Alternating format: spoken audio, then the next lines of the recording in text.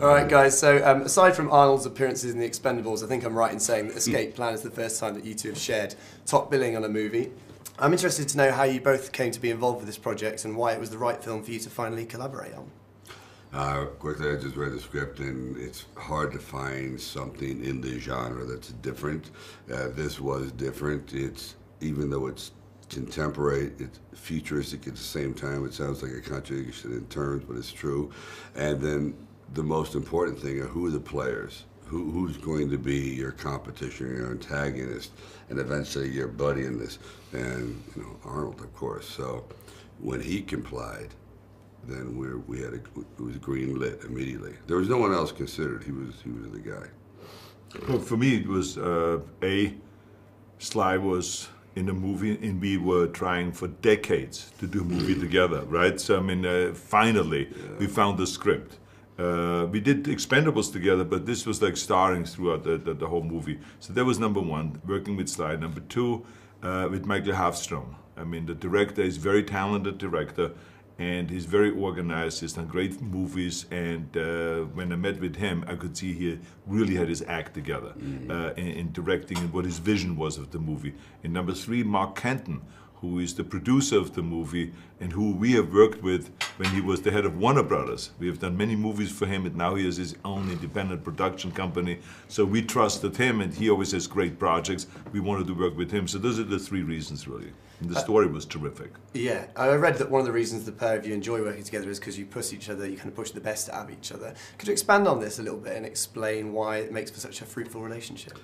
Because we have very healthy egos. We're very competitive. Everything we've accomplished in our life has been through struggle and overcoming the odds and just not willing to settle for second best. And rarely do you get those two kinds of personalities together. So when you see, for example, when Muhammad Ali fights anybody, it's okay. When he fights Joe Frazier, everybody has to see that because they know it's two indomitable forces. And out of that can only become a great scenario, a great scene, period. Yeah, I think that's, the competitiveness really pays off.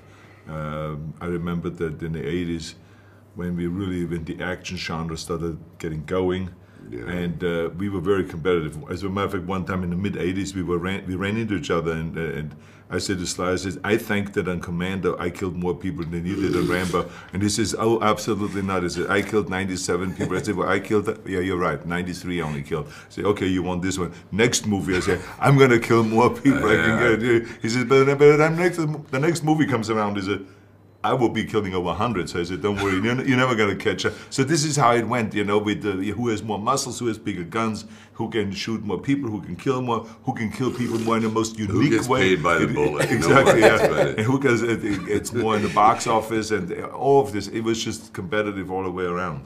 It seems like you have fun with it now as well, that history, because there's a lot of humour in this film as well, isn't there?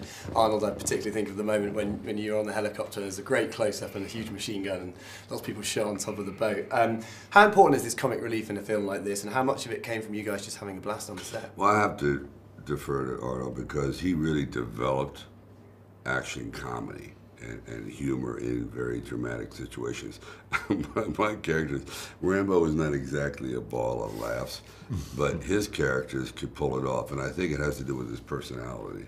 Yeah, I mean, I think that this was one of those moments when I saw it written in the script, that I talked to the director and I said, we can really make something out of that. And first of all, a very intense moment where, I wipe out all those guards that are up there on the top of the prison. But then number two, it's good to have the smirk there and to have this certain kind of sense of humor about the whole thing. And then to do the buddy thing, because he then is all of a sudden below me and is coming up from the water. And now we are handing guns to each other and killing more people and all this. So it became a really great action scene that you could do together.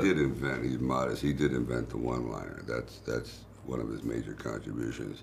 They didn't have those before, really. Okay, and finally, guys, we're here in Bulgaria because you guys are filming Expendables 3 at the moment. I was wondering what more you could tell me about that, and how exciting is it to work with new Expendables like Harrison Ford? I think it's fantastic. I think this film, and there's a young director named Patrick Hughes, and I said to him, forget the other two Expendables. You must approach this not as a continuation, but as an original. Bring all your sensibilities, because if you feel as though you're trying to catch up to somebody or imitate something, it's just going to dull you. So he's made this thing, the music, the image, the casting. Arnold has been incredibly impressed. I'm impressed because so many times we work with directors that will go, again, louder, again, faster. Not instead of a man who literally is so specific. The young Expendables, this is a big gamble because only one of them really has acted in a lot. The rest are world-class athletes, world champions, but they have something that you cannot manufacture, whether you go to acting school or you just walk around with a bunch of bluff and bravado. They have fire in their gut. To be a world champion, you have to have something really, really powerful, especially a physical. You have to endure pain and still want to triumph, and they've got that. And I thought if they can get that across on film, just a glint in the eye, and they have. I think that this one, since I've been part of all three, not as much time as Sly has, Thanks. but I mean, I was part of it, and but this one I think has, really good sense of humor. Yeah. But it also has, a lot of new talent, and I, for instance, worked with one guy yesterday. I did a scene with Jet Li. I was telling Sly, I said, I still can't figure it out. I've now seen him do this scene of disarming this guy and pulling his guns out, shooting this guys and shooting 5 guys over his shoulder. I say, he's done it so fast that I could never see the moves. I say, I'm trying to watch exactly when he pulls the gun, but how he does it that fast. I mean, must be the fastest guy around. So to have that kind of talent, martial arts, and to use those martial arts moves then with weapons. Yeah. With knives and with guns and with machine guns and all of that stuff. And the way he goes and moves around the corner, the way he takes guys out, jumps down the steps and those.